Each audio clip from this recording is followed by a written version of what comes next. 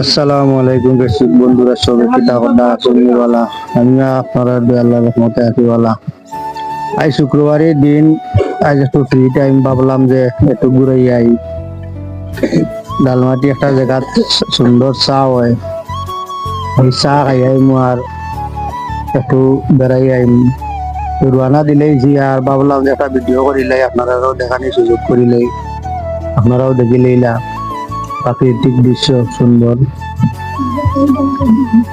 দুইটা কিরকম আপনারা একটু জানাইবা আর দেখোকা।